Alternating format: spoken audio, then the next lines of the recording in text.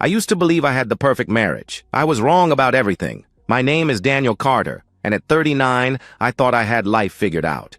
Financial consultant at a respected firm downtown, owner of a 4-bedroom colonial in Westchester, father to 2 beautiful children, and husband to Melissa, the woman I'd been with for 14 years, married to for 11. The house smelled like vanilla candles that evening in April. Melissa was humming in the kitchen, making Tommy's favorite spaghetti while Sophie colored at the breakfast bar. The scene was so perfectly domestic, it could have been a commercial. "How was your day?" she asked, not looking up from the stove. Her blonde hair was pulled back in a messy bun. "Johnson signed the portfolio restructuring," I said, loosening my tie. "3 new clients this month." She smiled, that same smile that had knocked me sideways when we met at her cousin's wedding 14 years ago. Back then, she'd been a bridesmaid in lavender, laughing at the best man's terrible toast. 3 years of dating, then 11 years of marriage that I thought was solid. "Daddy, look!" Sophie held up her drawing. "That's you with your briefcase. It's perfect, sweetheart," I said, kissing the top of her head. Tommy burst through the back door, grass stains on his soccer uniform. "Dad, Coach says I might make starting lineup next game." This was our life. Saturday morning pancakes where Melissa would make Mickey Mouse shapes for the kids, late-night work sessions where she'd bring me coffee without being asked, family movie nights crammed on the couch. But lately, something had shifted. Melissa checking her phone during dinner, angling the screen away. Working late at the marketing firm where she'd been for 5 years, though they'd never required overtime before. A new perfume that wasn't the one I'd bought her for Christmas. "I might be late tomorrow," she said that night, sliding into bed beside me. "Sarah wants to go over the Morrison campaign again." "On a Thursday?" I asked. "You know how she is," she replied, turning away, pulling the covers up. "Perfectionist." The bed felt bigger somehow, like there was an ocean between us instead of inches. She used to fall asleep with her head on my chest. When had that stopped? The next morning, I watched her get ready for work. She spent longer on her makeup, chose a dress I hadn't seen before, black, fitted, professional, but somehow different. When she kissed me goodbye, it was quick, distracted. "Love you," I called after her. "You too," she said, already halfway out the door. That evening, tucking Tommy into bed, he wrapped his small arms around my neck.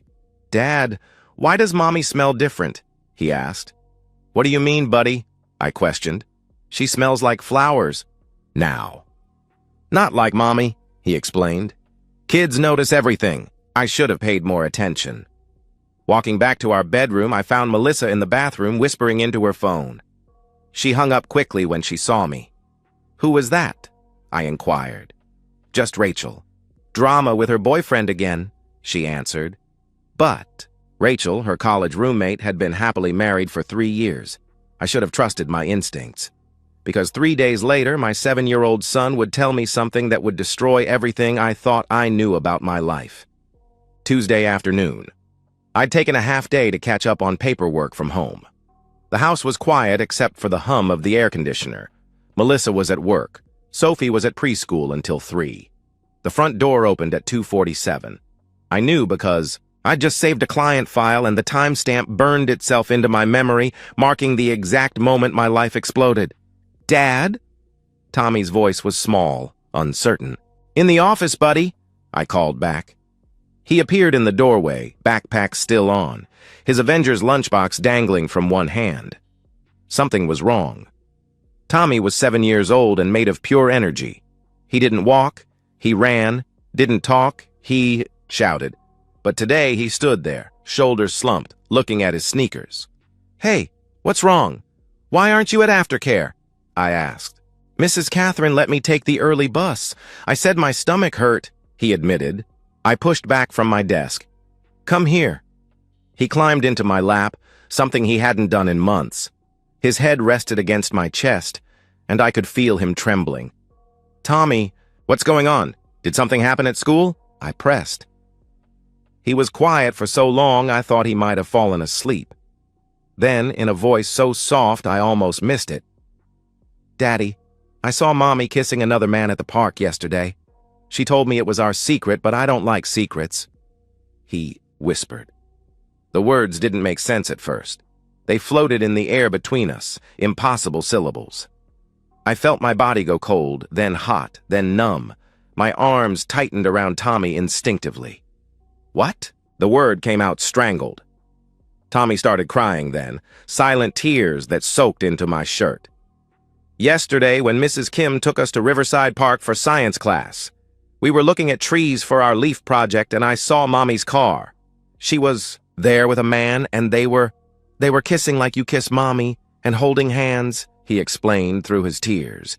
My heart was pounding so hard I was sure Tommy could feel it. Rage, disbelief, and devastation crashed through me in waves, but I had to stay calm. Tell me what happened, buddy. It's okay. You're not in trouble, I assured him. I ran over because I was happy to see her. But when she saw me, she looked scared. The man walked away really fast. Mommy said I couldn't tell you because it would make you very, very sad. She said it was a special secret and I'm good at keeping secrets, right? But my stomach hurts, and I don't want to lie to you, Daddy. He confessed. What did the man look like? I asked. Tall. Dark hair. He wore a suit like you, but gray. He had a nice watch that was shiny, Tommy described. Melissa had taken Monday afternoon off for what she'd called personal errands. She'd been at Riverside Park during Tommy's field trip, thinking she was safe. Did Mommy say who he was? I inquired. She said he was helping her with a surprise for you. But it didn't look like a surprise, Dad, he replied. You did the right thing telling me, I managed, my voice steady despite the earthquake inside me. Secrets that hurt people aren't good secrets. I'm proud of you for being honest. Are you very sad? He asked. Sad? I was experiencing emotional fission. Every atom of trust and love splitting apart into pure rage. But Tommy didn't need to see that. I'm okay. Hey, why don't you go play Xbox for a while? You can have extra screen time today, I suggested. Really? He asked. Really? And Tommy? This stays between us for now, okay? Let me figure out the surprise Mommy mentioned, I told him. After he left, I sat in my office chair, staring at nothing. My son, my 7-year-old son, had just destroyed my marriage with 5 sentences. No, Melissa had destroyed it. Tommy had just told me about the wreckage. My mind raced through the past months with new clarity. The late nights, the new clothes, the way she'd been distant, distracted, how she'd been less interested in intimacy, claiming exhaustion, the weekend spa trips with friends I'd never met. The businessman in me began to take over. Emotion was useless now. I needed facts. I needed proof. I needed leverage. I opened my laptop and started researching divorce lawyers and private investigators. Melissa would be home in 3 hours, expecting dinner and normalcy. She'd kiss me hello like she hadn't been kissing another man 24 hours ago. As I tucked Tommy into bed that night, kissing his forehead and promising him everything would be okay, I was already planning my next move. Melissa had no idea that our 7-year-old had just signed her death warrant. Kevin Foster's office was above a dry cleaner in downtown White Plains, the kind of location that whispered discretion. I'd found him through a colleague who'd used his services during a corporate espionage case. Most people already know the truth when they come to me, Kevin said, sliding a contract across his desk. They just need proof for court. I need everything, I said, signing my name with a steady hand. Financial records, photographs, timeline, the works? The works costs extra, he warned. Money isn't the issue. Thoroughness is, I replied. Kevin studied me. How long have you suspected? 4 days since confirmation. But looking back, probably 3 months of signs I ignored, I admitted. That's usually how it goes. The retainer covers 3 weeks of surveillance, background checks, and a complete evidence package, he explained. I provided Melissa's details, work schedule, regular haunts, gym membership she barely used, her parents' address she supposedly visited every Thursday. Kevin took notes on a legal pad. "Any idea who the guy is?" he asked. "Tall, dark hair, wears gray suits and an expensive watch. My 7-year-old saw them together," I answered. Kevin's expression shifted slightly. "That's rough. Kids shouldn't have to carry that," he commented. The next 3 weeks were a masterclass in deception. I became an actor in my own life, playing the devoted husband while my marriage rotted from the inside. Every morning I'd make breakfast: scrambled eggs for Tommy, cereal for Sophie, coffee with 2 sugars for Melissa. Normal, routine, while she checked her phone and smiled at messages I knew weren't from Rachel or work. "Working late again tonight?" I'd ask, voice carefully neutral. "The Morrison campaign is killing me," she'd reply, not meeting my eyes. "You know how it is." I did know. Kevin was sending updates to a secure email account.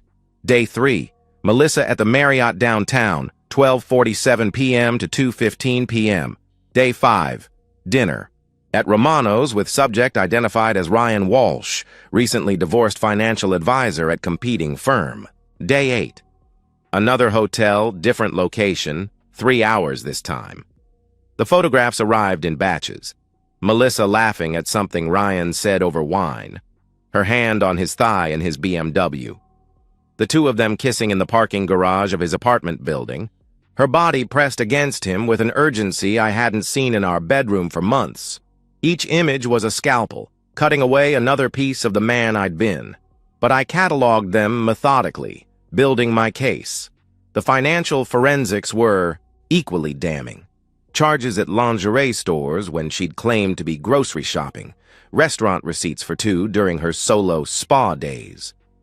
The hardest part was maintaining normalcy at home, helping Sophie with her alphabet homework while knowing Melissa was texting Ryan from the next room, attending Tommy's soccer game together, playing the perfect family while she checked her phone, every few minutes. Making love to her twice during those 3 weeks when she initiated, probably out of guilt, and pretending I didn't notice she smelled like a different man's cologne. One evening stands out with crystalline clarity. Melissa was getting ready for another work dinner, wearing the black dress I'd bought her for our 10th anniversary. "You look beautiful," I said from the doorway. She smiled, that same smile that used to make my heart race. Now it made my stomach turn. "Don't wait up. These client things always run late," she replied. "I'll keep dinner warm," I offered. She walked over, kissed my cheek, careful not to smudge her lipstick. "You're too good to me," she said. The irony was breathtaking. I watched from the window as she drove away to betray me, wearing the dress I'd bought her, the diamond earrings I'd given her last Christmas, the wedding ring she'd sworn meant everything. Kevin called that night. "She's at Walsh's apartment, 3rd time this week," he reported. "Get pictures," I instructed. "Already done." "Daniel, there's something else. I pulled Walsh's phone records. Legally, don't ask how. They're not just having an affair. They're planning a future. There are texts about her leaving you, about ring shopping, about starting fresh. The guy got divorced 6 months ago, and apparently your wife thinks she's going to be the next. Mrs. Walsh," he revealed. I sat in my dark office processing this. She wasn't just cheating. She was replacing me, had already written me out of her future. "How much more do you need?" Kevin asked. "Everything. I want every text, every receipt, every minute accounted for," I demanded. The final week of surveillance revealed the full scope. Melissa and Ryan at a jewelry store, looking at engagement rings while she still wore mine.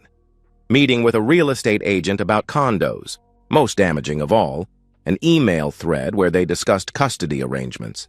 How she'd position me as an absent father, too focused on work to properly care for the children. 3.5 weeks after I hired Kevin, he called me at work. His voice was different, satisfied, almost grim. "Mr. Carter," he said, "I have everything you need, but I have to warn you, once you see this file, there's no going back." Kevin's office felt smaller with the weight of evidence between us. The manila folder on his desk might as well have been a loaded weapon. My hands were steady as I reached for it. "Before you open that," Kevin said, "you should know it's comprehensive." "Everything," I interrupted, opening the folder. The first photograph stopped my breath. Melissa and Ryan at the Marriott, kissing in the lobby with the casual intimacy of established lovers. The timestamp showed 1:15 p.m. last Tuesday when she'd texted me about being stuck in a budget meeting. I flipped through systematically. Page after page of betrayal documented with professional precision. Melissa entering Ryan's apartment building at various times. The two of them at restaurants I'd never taken her to, upscale places where they held hands across white tablecloths. One image showed her laughing, head thrown back, more alive than I'd seen her in years. "The text messages are in section 2, Kevin said quietly. I turned to printed screenshots, hundreds of them. The evolution of their affair laid out in digital breadcrumbs. It started 4 months ago, longer than I'd suspected. Professional messages about a joint project that quickly became personal. Within 2 weeks, they were texting constantly. Ryan. Can't stop thinking about lunch. When can I see you again? Melissa. Daniel has a conference Thursday. Come over. My conference in Boston. I'd asked her to come with me, make it a weekend getaway. She'd declined, claiming Sophie had a dance recital that didn't exist. Further down, the messages became more damaging. Melissa. He's a good father. That makes this harder. Ryan. Good fathers don't neglect their wives. Neglect? I worked 60-hour weeks to provide the life she'd said she wanted. When had providing become neglect? The worst came near the end. A conversation from 3 days ago. Ryan. The divorce lawyer says if we document his work schedule, we can argue for primary custody. Melissa. I've been keeping a journal, all his late nights, missed dinners. Ryan. Perfect. 6 more months and we can file. Your fresh start. Melissa. Our fresh start. I love you. I set the papers down carefully. The final section contained financial records, credit card charges at hotels, totaling over $3,000. A savings account I didn't know existed. With regular deposits, she was building an escape fund. There's one more thing, Kevin said, sliding another photograph across the desk. This is where it gets interesting. Melissa and Ryan at Goldstein's Jewelers, her trying on an engagement ring while still wearing mine. The image was dated 2 days ago. But here's the kicker, Kevin continued, pulling out another document. Ryan Walsh isn't just planning a future. With your wife. I did some extra digging. He's been engaged to someone else for 2 months. A surgeon named Jennifer Liu. He's playing your wife the same way she's playing you. What? I asked. The ring shopping? It was for his actual fiancée. He's been telling your wife what she wants to hear while planning his real future with someone else. Your wife is his rebound from his divorce, nothing more, Kevin explained. The irony was almost beautiful. Melissa was destroying our family for a man who was using her as a placeholder. The legal implications? Kevin began, but I held up a hand. I need a moment. He nodded and left the office. I sat alone with the wreckage of my marriage spread across his cheap desk. 11 years of marriage, 2 children, thousands of shared moments, all of it thrown away for a man who didn't even want her. But beneath the pain, something colder was taking shape. Melissa had made critical errors. She'd forgotten about the prenuptial agreement she'd signed, dismissing it as unromantic pessimism. She'd documented her affair thoroughly. Most importantly, she'd underestimated me. I pulled out my phone and called Richard Hawthorne. Richard, it's Daniel Carter. I need an appointment. Today, I said. I'm booked solid, he started. It's about the prenup you drafted for my marriage, the infidelity clause, I interrupted. A pause. How soon can you be here? He asked. Richard's office overlooked the Hudson. By the time I arrived, I'd compartmentalized my emotions into a locked box. This was business now. The prenuptial agreement is ironclad, Richard said after reviewing Kevin's evidence. Adultery triggers complete forfeiture of marital assets, spousal support, and significantly impacts custody arrangements. She gets nothing except what she brought into the marriage, which according to these records was debt from graduate school. What about custody? I asked. Documented infidelity, especially with evidence of planning to alienate children from a parent. No judge will award primary custody, joint at best for her, but likely supervised visitation initially, given she involved your son in keeping secrets, he explained. How quickly can you file? I inquired. I can have papers drawn up by tomorrow. But Daniel, are you certain? He questioned. She's ring shopping with another man while wearing my ring. She's building a case to take my children. There's nothing to salvage, I replied. Richard nodded, making notes. We'll need to secure assets immediately. Freeze joint accounts, document all marital property. We spent 2 hours strategizing, every detail planned. By the time I left, the papers were being drafted. Melissa would be served at her office Monday morning. I'd be at Tommy's school play, establishing my presence as the involved parent while her world imploded. That evening, I arranged for my parents to take the children. For the weekend, Melissa and I need some time to discuss adult things, I told my mother. She studied my face, seeing something there. Whatever you need, sweetheart, she replied. Tomorrow night, Melissa would come home expecting to continue her double life. Instead, she'd discover that her perfect deception had become her perfect destruction. I arranged everything on our dining room table with prosecutorial precision. The photographs formed a timeline down the center. 4 months of betrayal in chronological order. Financial records on the left, legal documents on the right with the prenuptial agreement on top, the infidelity clause tagged with a fluorescent marker. The divorce papers waited at my seat. The house felt different without the children. At 7:27, I heard her car in the driveway, the front door opened, keys dropping into the bowl. Daniel? Why is it so quiet? Where are the kids? She called out. In here, I called from the dining room. She appeared in the doorway, still in her work clothes. Though I knew she'd left the office at noon, her face was flushed, hair slightly mussed. She smelled like men's cologne, not mine. Why are you sitting in the dark? Where are... She stopped mid-sentence, seeing the table. The blood drained from her face. We need to talk, I said simply. Sit. She moved to her chair like a condemned prisoner, eyes darting across the evidence. Let me walk you through this, I said, my voice calm. Photo 1. You and Ryan Walsh at the Marriott downtown March 15th. That's the day you said you were presenting. To the Johnson Group. Photo 2. Same location, March 22nd. You were supposedly at your mother's for her birthday, which is in October. Daniel, please, she started. I continued as if she hadn't spoken. Photo 3. Romano's restaurant, March 28th. You texted me that you were working late. Quite a desk. Italian marble, candlelight, a $300 bottle of wine. Tears started rolling down her cheeks, but I felt nothing. Should I continue? There are 47 more photographs. Or would you prefer the text messages? My personal favorite is from April 3rd, where you tell Ryan that I'm emotionally absent and more married to my job than to me, I stated. How? She whispered. Our son told me. Remember Tommy? The 7-year-old you made keep your secret? He saw you at Riverside Park during his field trip, I answered.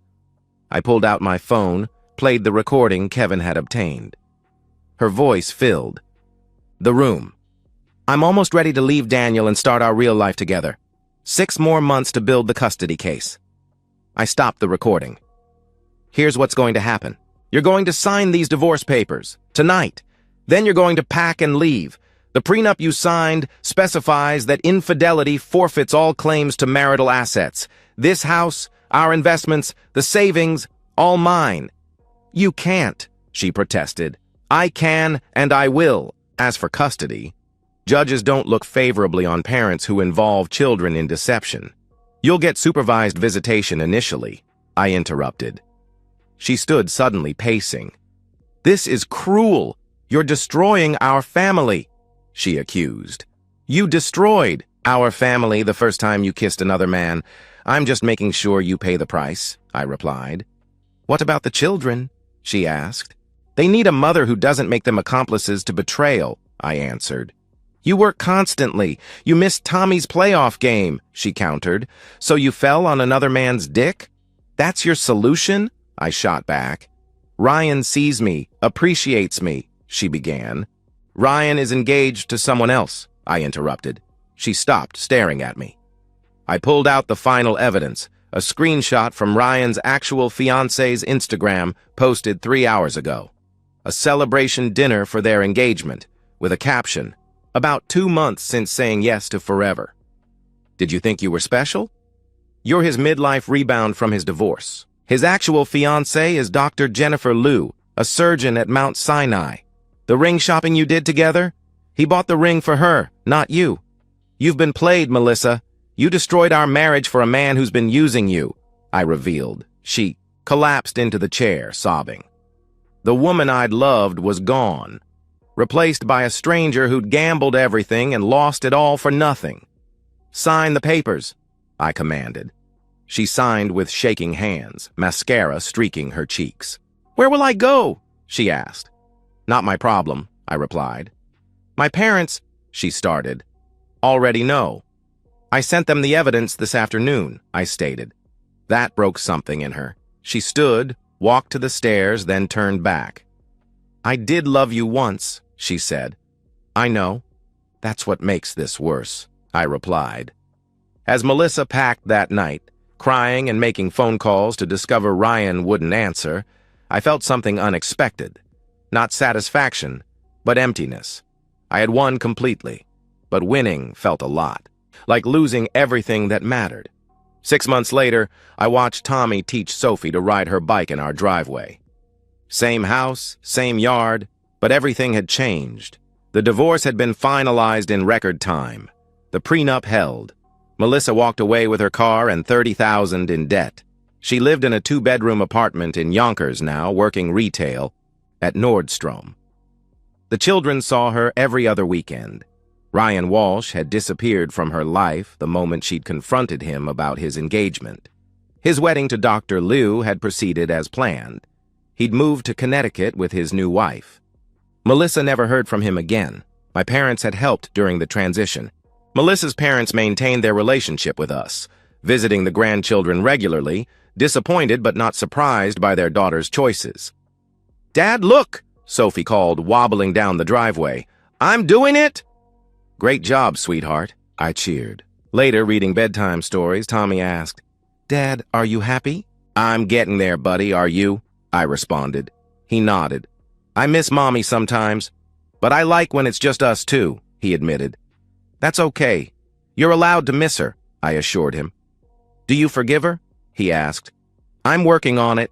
Forgiveness takes time," I answered. I thought about the journey, from betrayal to rage to this strange peace. Justice and satisfaction weren't the same thing. I'd protected my children, preserved my dignity, made Melissa pay the price. Sometimes I wondered if I'd been too ruthless. But then I'd remember Tommy's tears about Mommy's secret, and my resolve would harden. The perfect lie was gone, replaced by imperfect truth. A smaller life, but built on solid ground. Just a man and his children starting over, it was enough. And so, we've reached the end of today's story. Was it what you expected, or did it take a twist you didn't see coming? I'm curious to hear your thoughts. Share them in the comments below, and let's get a conversation going. If this story kept you hooked, make sure to hit that like button. And if you're new here or just haven't subscribed yet, now's the perfect time to join our community. I bring you fresh, captivating stories every day, so click that subscribe button and turn on notifications so you never miss out. Thanks for watching, and I'll see you in the next one.